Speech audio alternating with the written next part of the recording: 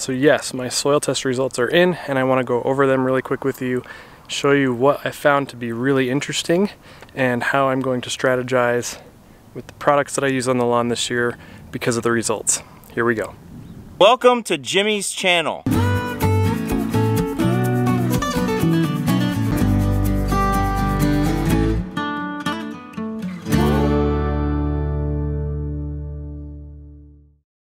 So what I will do is I am planning to write up a blog post for my website just so that you guys can have full context and see my results firsthand, what's going on in the soil compared to the last soil test that I took in fall of 2019.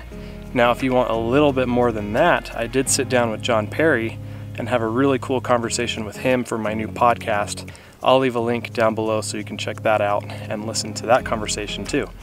But I want to start off just by going over what stood out to me and what surprised me, and then talk about what products I'm going to be using this year.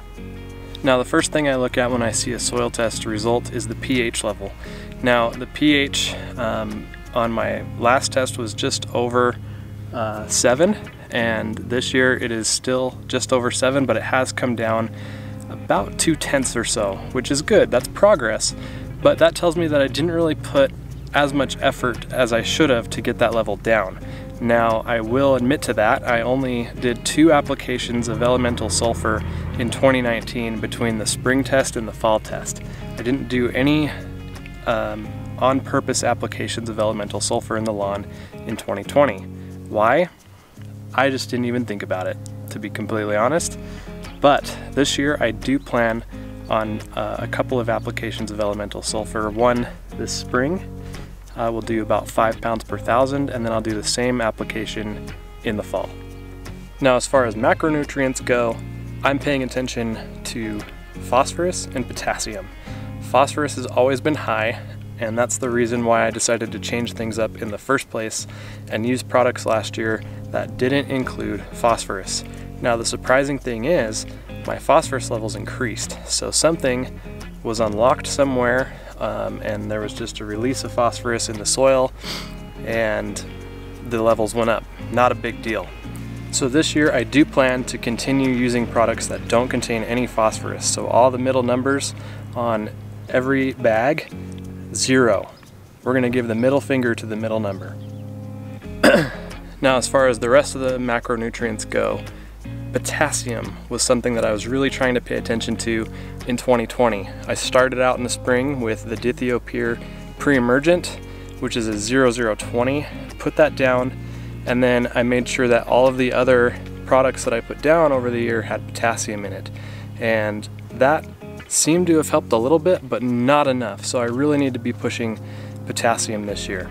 So to compensate for that deficiency and to kind of get that level back up, I do plan on using the Stress Blend from Yard Mastery. That's a 7020. So I can put that down at a heavy rate because there's less nitrogen in it, and just primarily target the potassium. And that's going to help me as I ramp up towards the hot summer months, and that's also going to help with the grass's ability to hold on to water and tolerate stress. And I really need that here because it gets really hot in the summer, and the grass could use all the help it could get, especially since we have to be careful with watering this year because we're in a drought. Last but not least, the iron levels stand out to me. They are below ideal, and I thought back to what I applied over the last year or so, and a lot of the iron products, which I was very heavy-handed with, I would say a little cavalier, was a foliar uptake, meaning that all of that iron is absorbed by the grass through the leaves, through the blades. And that does nothing for the soil content.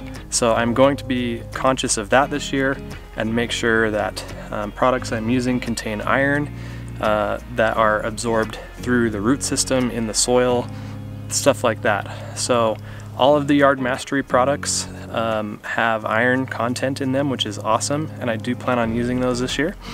I will probably also supplement with a couple of applications of ironite from my local Home Depot, probably once in the spring and once in the fall. So there you go, as promised, a quick update on the soil test results for the year and the products I'm going to be using, a little bit of insight into my strategy, I will, as usual, continue to supplement with the biostimulant products and similar products like that you've seen me use in the past. But really the main staples this year is going to be the elemental sulfur twice this year, granular iron, probably ironite twice this year, and then the Yard Mastery products to take me all the other way. So, and maybe even some Pro-Pete too. I do have a little bit in the garage. We'll see if that makes an appearance as well. So that's the plan. I'm going to leave a link to everything that I mentioned down in the description below. All the products I'm using, the blog post, the podcast, everything is going to be there for you. So that's going to go ahead, wrap it up for this one. Thank you for watching. I'll see you next time.